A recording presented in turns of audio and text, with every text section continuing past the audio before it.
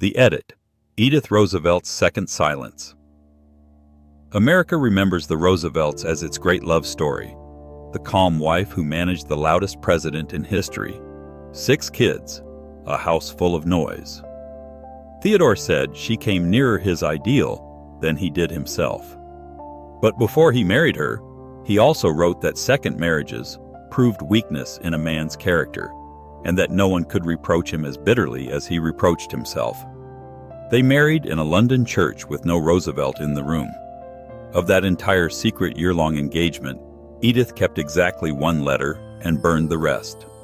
She burned a lot more later on too, and that was never careless. It was deliberate. So start with the wedding, because the wedding tells you almost everything. The wedding, December 2nd, 1886.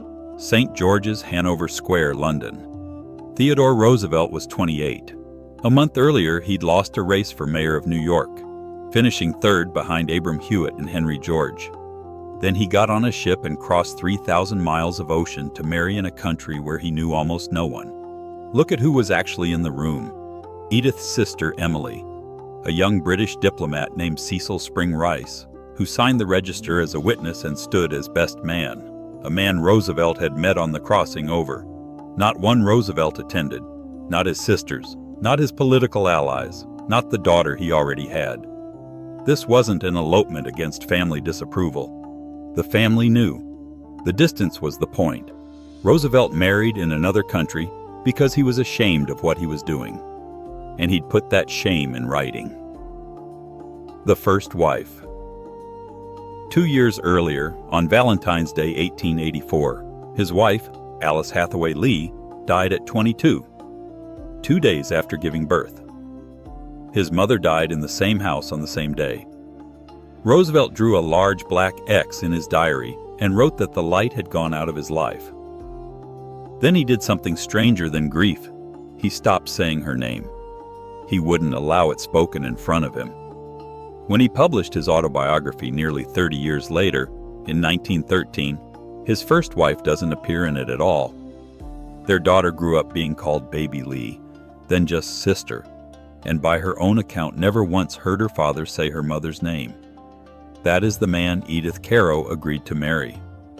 And he told his older sister Bamie exactly how he felt about it in writing before the wedding, not in some panicked moment afterward, but as the terms of the thing, that he'd always disapproved of second marriages, that they argued weakness in a man's character, that she couldn't reproach him half as bitterly as he reproached himself. Edith didn't marry a widower who'd made peace with his grief. She married a man who considered marrying her proof of his own moral failure, and who'd spend 3 decades refusing to say the name of the woman she'd replaced. Here's the part nobody says out loud. She took the deal anyway. To understand why, you need to know what her alternatives actually looked like. The Kermit girl. Edith Kermit. Kermit was born in Norwich, Connecticut, in August 1861, into a family that had money and was busy losing it. Her father, Charles, came from shipping wealth and was, by every account including his own family's, a heavy drinker and a bad businessman. Her mother was a hypochondriac who ran the household from her bed. The Kermits kept moving in with relatives. The good name, the good address, someone else's house. Edith learned that humiliation before she was 10. She was raised practically inside the Roosevelt house next door. Corinne Roosevelt was her closest friend. They did lessons together and ran a small literary society for 3 years, with Edith as secretary, the one who kept the minutes, who wrote down what happened. At Miss Comstock's school, she picked up fluent French, a taste for Shakespeare, and a strict religiousness that never left her. She also learned the family rule. Her parents' condition was never discussed. As an adult, she almost never spoke of either of them. She and Theodore were close as teenagers. There were feelings on both sides, and both family and later biographers believed it, working from the surviving letters. Then in August 1878, while he was at Harvard, something happened between them and the friendship broke. Nobody knows what. That's not a dodge. The record is genuinely blank. Theories handed down over the years. A proposal she refused. His father objecting to Charles Kermit's drinking. illness rumored in the Roosevelt family, or simply two people with hard tempers having a fight. Historians remain divided because neither of them ever told anyone, and one of them made sure the paper trail didn't survive. What she did next tells you more than the quarrel does.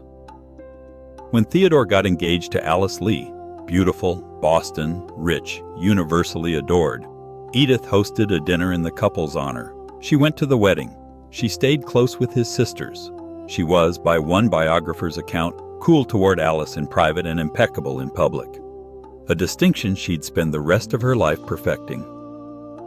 Her father drank himself to death in 1883.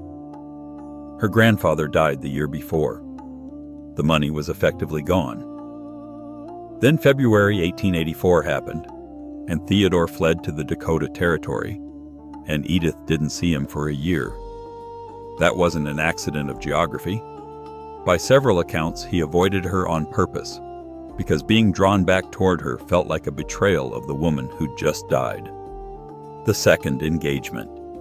In September 1885, he walked into his sister's house in New York. Edith was there.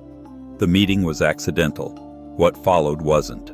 By November 17th, 9 weeks later, they were engaged, in secret. Not a private matter, but an actively guarded secret, because a widower remarrying inside 2 years was exactly the kind of thing New York talked about, and Theodore had already announced a political career. Then they separated for 8 months. She sailed for Europe with her mother and sister, because the Caro women could no longer afford New York, a plain financial fact. He went back to the Badlands to salvage a ranching investment that was quietly destroying about half his inheritance. They wrote to each other across the ocean for 8 months. One of those letters survives. She destroyed the rest. The first appearance of a habit that eventually becomes the whole story. The woman who once kept the minutes of a girls' literary society decided, for the rest of her life, exactly which pages of it the future was allowed to read. Consider what she was actually agreeing to, at 25, in Italy, with no money. A famous man, mourning a wife he refused to name, father to a 2-year-old being raised by his sister, owner of a half-built house in Oyster Bay called Leholm, named for his dead wife's maiden name, which he fully intended to live in with his new wife. She said yes to all of it. I don't think it was naive, and I don't think it was pure romance either. She was 25, late for the era, with a dead alcoholic father, a dependent mother, and no dowry worth mentioning. She and Emily had exactly one asset, a shared interest in a building on Stone Street in Manhattan. In 1886, the two sisters sued the elevated railway companies over damage to that property and fought the case until they won it in 1890. That's who she was, not a girl waiting to be rescued, a woman who took a railroad to court. She also, by every surviving sign, loved him. Both things were true at once, and neither canceled the other. Sagamore Hill.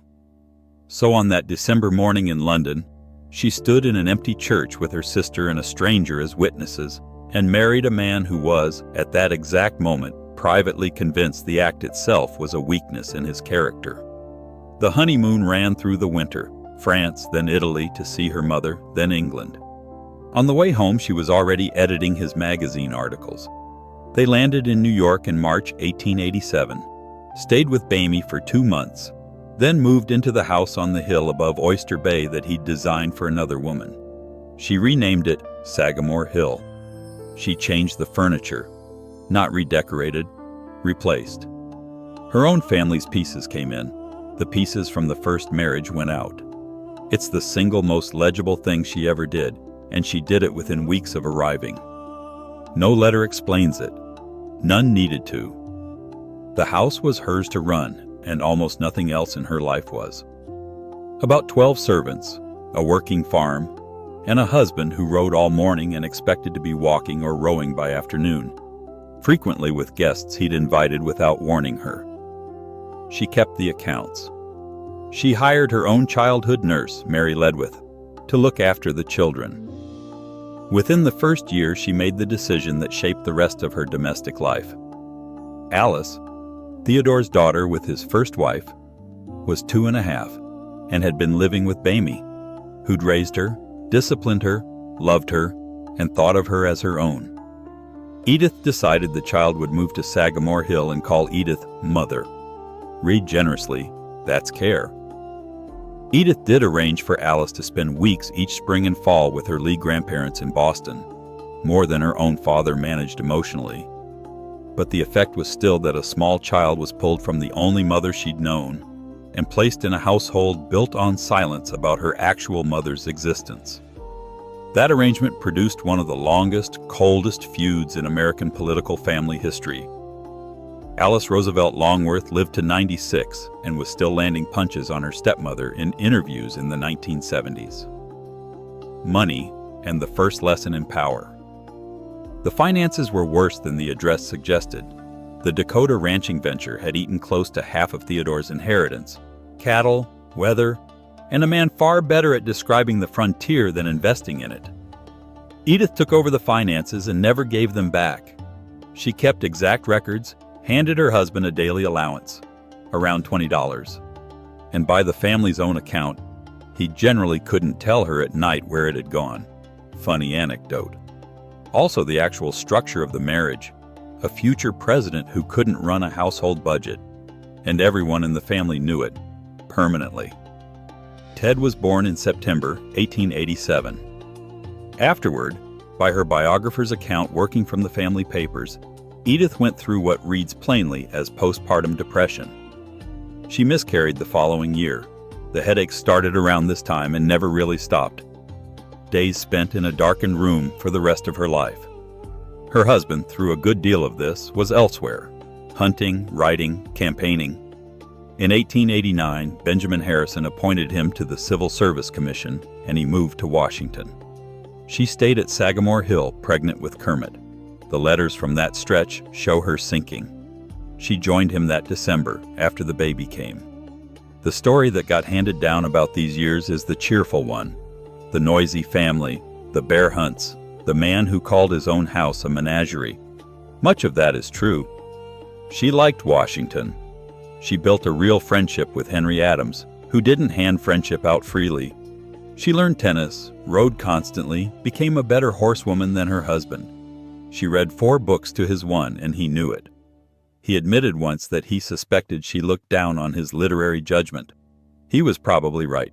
At their best, they were genuinely excellent company for each other. Hold on to that, because it's the reason none of what follows resolved the way an outsider might expect. Ethel arrived in 1891, Archie in 1894. 2 houses to maintain, never enough money.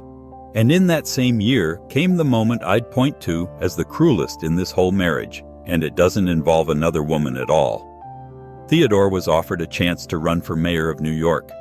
Edith asked him not to. Practical reasons, stated plainly. She preferred Washington, and the mayor's salary was smaller. He listened.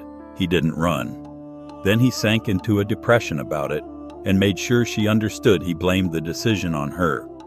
Her response was to promise she'd never again offer an opinion about his political career. Read that again. She used her influence exactly once, on a matter that affected where she lived and what she could feed her children. And the cost was high enough that she surrendered the right to speak about it. She broke that promise eventually. She was too good at politics not to. But the lesson landed. From then on, she worked around him instead of directly at him. Everything that came later, the newspapers, the secretaries, the Secret Service, the clippings placed on his desk, descends from 1894, when she learned that direct opposition was expensive and indirect management was free. War, politics, and miscarriage. Her mother died in 1895, the same year Theodore became New York City Police Commissioner and dragged the family back to New York, where he worked nights, walking beats with reporters, and was almost never home. Quentin, the last child, was born in November 1897, followed by 4 months of illness, an abdominal abscess and the surgery to treat it, at a time when abdominal surgery could easily kill you. She was 36, with 5 children under 11, plus a teenage stepdaughter.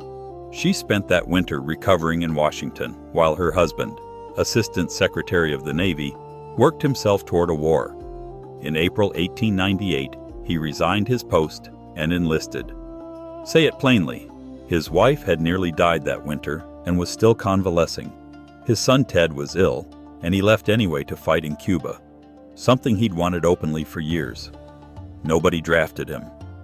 He organized the regiment himself, and Edith defended it. When people criticized the decision, she argued his case for him. In June, she went to Tampa to see the Rough Riders off. When the regiment returned in August and was quarantined at Montauk over fevers, she broke quarantine to reach him, then spent 4 days working the camp as a Red Cross volunteer. This is where the simple version of the story falls apart, and I'd rather admit that than smooth it over. She wasn't a woman being dragged along. She backed him publicly, energetically, at real cost to herself. Whether that was love, discipline, or an accurate read on the fact that her only security ran through his career, probably all three, the record doesn't let anyone separate them cleanly. The White House years. He came home a national hero and was elected governor of New York 2 months later. Edith didn't campaign. She stayed home, worried about anarchist assassins, and handled his mail, which by then arrived by the sackful. At the inaugural reception in Albany, she carried a bouquet in each hand so no one could shake them. A trick she used for the rest of his career. Charming on the surface. Also a woman physically barricading herself from 10,000 strangers. It worked. Albany was the happiest stretch of her married life so far. Real money, a house she could renovate, a husband within reach. She joined a women's club, went botanizing, traveled to Cuba with her sister, and walked up San Juan Hill to see the place that made him famous. It lasted 2 years. She didn't want the vice presidency, lower pay, another move. They drafted a statement declining it. He went to the convention anyway and came home on the ticket. She lost weight from the stress of the campaign. That year she started a diary, having decided her own view of a public life was worth writing down. Small detail becomes a large one later. In September 1901, she was in the Adirondacks with the children when the call came that McKinley had been shot. Her first instinct, correct, was that it was an anarchist. McKinley died on the 14th. 6 months into a job neither of them wanted, her husband was president. Edith Kermit Roosevelt, 40 years old, 6 children, a widow's daughter with no money of her own, walked into the White House and did the 2 most revealing things of her life. She rearranged the furniture in the family quarters, then slept for 2 days. For about 8 years after that, the marriage looks like the version America decided to remember. The money terror ended. She took the Oval Library next to his office as her sitting room so she could watch him work and send him to bed. She hired Belle Hagner as her social secretary. No first lady had ever done that before, and she essentially invented, almost by accident, the office every presidential wife has held since. She met with the cabinet wives every Tuesday, while the cabinet itself was meeting. She ran the guest lists and kept off them anyone she believed had committed adultery. He didn't read the newspapers. She read 4 a day and decided which clippings reached his desk. It was a genuine partnership, and by every surviving sign there was real affection in it. In his 50s, he wrote that she still looked so pretty he had to get up and kiss her, which he thought absurd in a gouty old man. And in the middle of all that, in 1902 and again in 1903, she was pregnant, and both times she miscarried. Neither loss appears anywhere in the public record of that administration. That's the pattern in its adult form. The public got the tennis court and the Christmas parties. What the public never got was anything Edith hadn't personally cleared for release. She was ferocious about it. When reporters noted she'd worn the same dress twice, she got them to describe it differently each time. She handed out photos of herself and the children. Generous looking, functionally a blockade. If you already have a picture, you stop hunting for one. When a New York society woman published a sneering piece about a first lady who supposedly spent $300 a year on clothes, Edith clipped it and pasted it into her own scrapbook. she kept her bad press filed, personally. In 1905, she bought a cabin in Albemarle County, Virginia, with her own money. No staff, no real plumbing, no reporters. The only property either of them owned that wasn't a Roosevelt house, a state house, or a public one. That same period, when Theodore ordered his Secret Service protection scaled back, she quietly told the agents to ignore him. Posted 2 men at the cabin every night without telling him they were there. She overruled the President of the United States on his own security, and it held.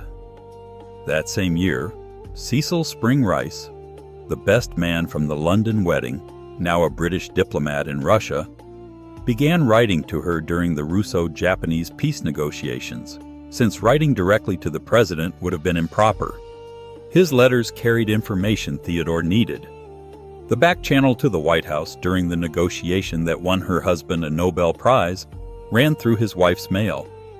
Gifford Pinchot said afterward that she'd had far more to do with government business than people supposed, and wouldn't say what. The years he wouldn't stay put. Which brings us to the thing she couldn't manage. He wouldn't stop moving. They left the White House in March 1909 and he sailed for a year in Africa, taking Kermit. Sagamore Hill emptied out. After a few months of quiet, Edith couldn't stand it. She took 3 of the children to Europe, came home in November, then left again in March to meet him in Egypt. The family was finally all under one roof again in June 1910, for the first time in nearly 2 years. Then came the speaking tours. Then the people urging him to run again. In September 1911, she was thrown from a horse and unconscious for 2 days. Months of rehabilitation followed, and she permanently lost her sense of smell, which stayed gone for the remaining 37 years of her life. Not long after, he went after the Republican nomination anyway. She told him, on the record, that he'd never be president again. She was completely right. It made no difference. She wrote speeches for him. She went to the Progressive Convention. She didn't campaign. In October, in Milwaukee, a man named John Schrank shot him in the chest, and the bullet stayed in him for the rest of his life. Everything she'd feared since 1898 had now happened. He lost anyway. Then he went to South America, the River of Doubt expedition, 1913-14, which nearly killed him. A leg injury, infection, fever, drastic weight loss. He never really recovered. Edith traveled with the party as far as the settled part of the journey, then came home. He returned in May 1914, permanently diminished. By his biographer's account, that trip is when her patience with his absences finally ran out. Her own health broke down that same year. She missed Kermit's wedding in April 1915, undergoing what the family only ever recorded as a necessary operation. The war and the losses. Then the war, and this part is hard to narrate without flinching, so I'll keep it short. Theodore pushed all 4 sons toward the front. In his 60s, he said he woke at night wondering how he'd tell their mother if anything happened. On July 17, 1918, they learned that Quentin, the youngest, 20 years old, had been shot down over France. Theodore was hospitalized that November and died at Sagamore Hill on January 6, 1919. She was 57. By custom, she stayed inside the house during the funeral. She told her sister-in-law Corinne, apparently no one else, that she considered herself to have died with him. She then lived another 29 years, and those years are when she took control of the story. The second silence. Start with what she destroyed. The letters between them, from a 32-year marriage, burned at her own insistence. She asked people who'd received letters from her to burn those too, a habit she'd kept since 1886, when she preserved exactly 1 letter out of an entire year's correspondence. Historians who study her say some version of the same thing. They can't reach her interior life because she made certain of it. Now look at what she kept and built instead. She cooperated with nearly every biographer of her husband who approached her. and approved of almost none of the results. She particularly disliked Henry Pringle's 1931 biography, which won a Pulitzer and painted Theodore as a kind of overgrown boy. She started an annual gathering of his old friends at his grave, where they told stories about him year after year. And those stories hardened into the version everyone repeats today. She wrote a book, but not about him. In 1925, with Kermit, she published a history of her own family, her grandmother's people, the Tylers of Connecticut, going back to 1660. It sold poorly. She did it anyway. She bought Mortlake Manor in Brookline, Connecticut, the house built for her great-grandfather, and returned there every 4th of July.